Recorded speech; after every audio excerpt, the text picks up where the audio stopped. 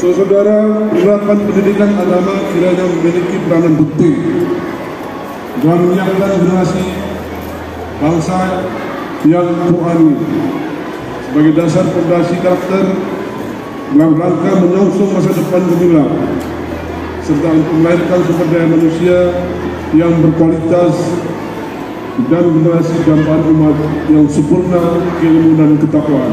Seiring dengan gencarnya dampak dari globalisasi, penting adalah ilmu agama khususnya terkait pemahaman terhadap Al-Quran dan hadis.